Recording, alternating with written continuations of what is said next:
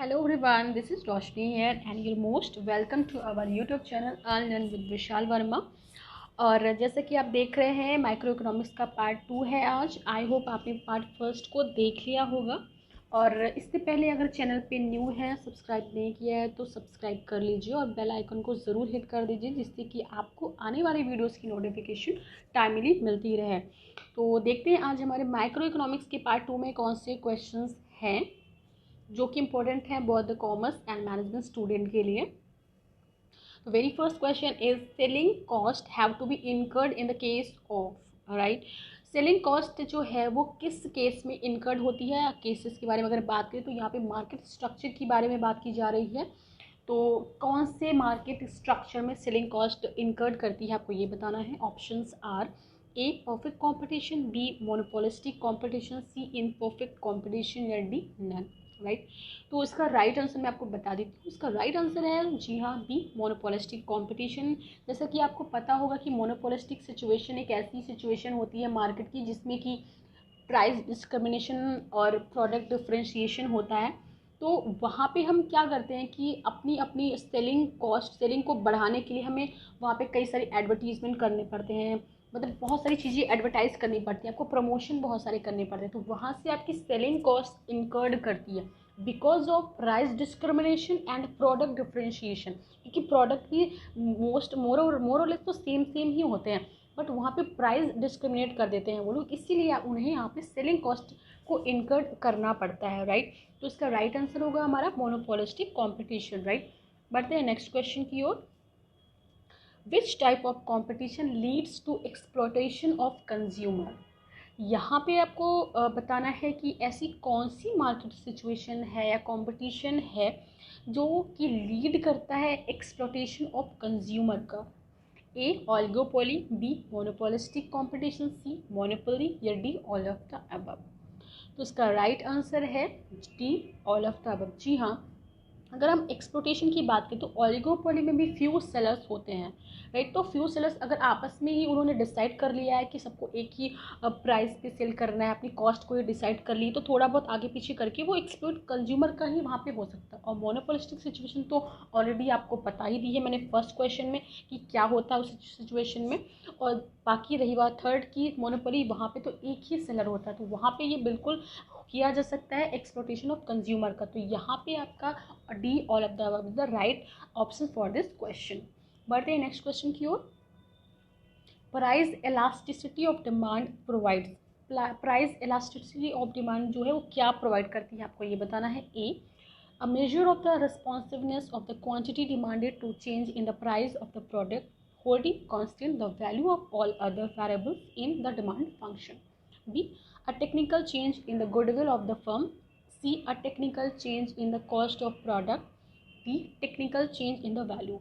Right, तो यहाँ पे आप बिल्कुल थोड़ा सा अगर ध्यान दें तो इजी हो सकता है आपके लिए कि प्राइस इलास्टिसिटी ऑफ डिमांड है वो क्या प्रोवाइड करता है।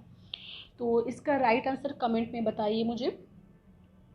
इसका राइट आंसर है ऑप्शन ए। जी हाँ, ए प्राइस इलास्टिसिटी जो है डिमांड की वो मेजर करती है responsiveness quantity demanded change in the price of the product. Right, जैसे कि आपने इसका क्वेश्चंस भी आता होगा तो वो चेंज इन द प्राइस की जो भी क्वांटिटी डिमांडेड होती है चेंज इन द प्राइस हम करते हैं उसको। राइट, तो holding concept of value of all other variables in the demand function, वहाँ पे हम जो नीचे जिससे आपको डिवाइड करना है क्वांटिटी डिमांडेड को, वहाँ पे फंक्शन जो वो चेंज भी हो सकते हैं, वहाँ पे वेरिएबल भी करते हैं।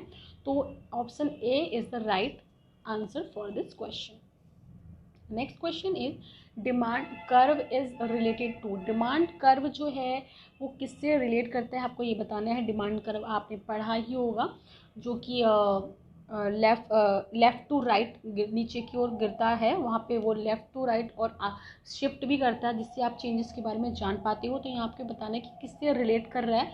ए M U curve, B marginal revenue, C B both A and B या डी नन ऑफ दीज। तो इसका राइट आंसर है C both A and B. जी हाँ, जो डिमांड कर्व है वो एम यू कर्व आपने पता होगा, एम यू कर्व यानी कि मार्जिनल यूटिलिटी कर्व, और बी है मार्जिनल रेवेन्यू कर्व। इन दोनों से ही रिलेट करता है क्योंकि दोनों में ही इसके फंक्शंस काफ़ी ज़्यादा एक्सटेंसिवली यूज़ किए जाते हैं। और इससे ही बन के आपकी मार्केट कंडीशन सिचुएशन में डिसाइड होती हैं, प्रॉफिट वगैरह उससे ही बन के बना है। तो यहाँ पे डिमांड कर्व जो है आपका दोनों से ही रिलेट करता है, तो option C is the correct. The next question is market with one buyer and one seller is called. ऐसी कौन सी सिचुएशन है मार्केट की जिसमें वन बायर और वन सेलर होगा?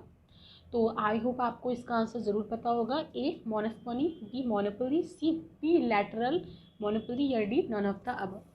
इसका राइट आंसर है ऑप्शन सी, जी हाँ, bilateral monopoly.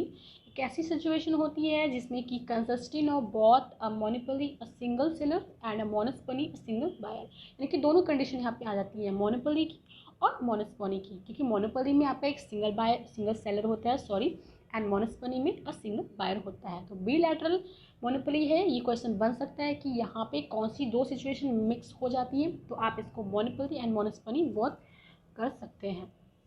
The next question is, in the calculation of elasticity, there is an error in the case of। ऐसी कौन सी केस है जिसमें एरर हो सकता है कैलकुलेशन ऑफ इलास्टिसिटी में? तो ये ऑप्शंस आप देख रहे हैं जो कि इलास्टिसिटी को मेजर करने के टाइप्स हैं। तो ए है आर्क इलास्टिसिटी, बी है पॉइंट इलास्टिसिटी, सी है both A and B, D none. तो यहाँ पे बताना है कि कैलकुलेशन करते समय उसमें एरर आ जाता है, ऐसा कौन सा केस है? इसका राइट आंसर है, जी हाँ, arc elasticity is the right answer for this question. Arc elasticity is the elasticity of one variable to the respect to another between two given points. हम इसको रेस्पेक्ट गिवन टू पॉइंट क्योंकि जो arc elasticity वो point to point के बीच में निकालनी होती है आर्क इलास्टिसिटी। तो it is used when there is a no general function of to define the relationship between the two variables. Arc elasticity is also defined as the elasticity between two point on a curve, right. तो बाकी इसके method के बारे में आप पढ़ सकते हैं, यहाँ पे पूरा का पूरा एक्सप्लेनेशन दे दिया है मैंने। बढ़ते हैं नेक्स्ट क्वेश्चन की ओर।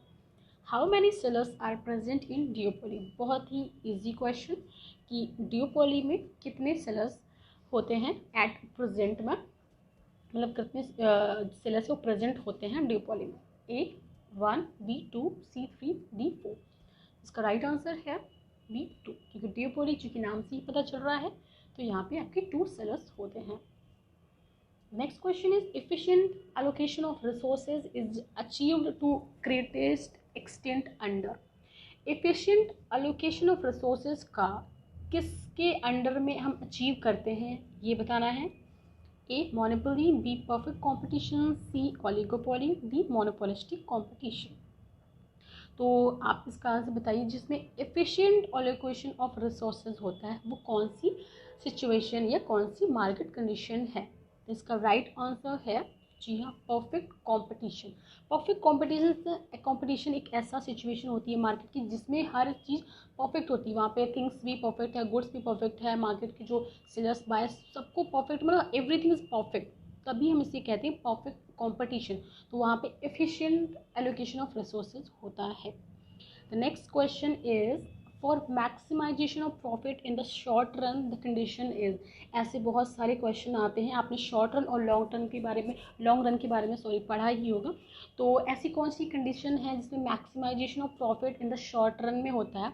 आपको बताना है A R is equal to A C, यानी कि average revenue is equal to average cost, B M R is equal to M C, यानी कि marginal revenue is equal to marginal cost, C M R is equal to A R, D M C is equal to A C.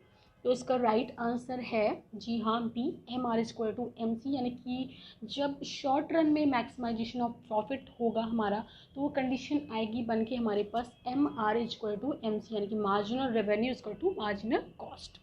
तो next question is, study of collusive agreement is. Collusive agreement का जो हम study करते हैं वो किस में करते हैं आपको ये बताना है। A collusive oligopoly, B non collusive oligopoly, C monopoly, या D all of the above. इसका राइट आंसर है ए कोलिजिव ओलिगोपोली में। जी हाँ, कोलिजिव एग्रीमेंट के बारे में हम कोलिजिव ओलिगोपोली में पढ़ते हैं। इसका एक्सप्लेनेशन देख लेते हैं।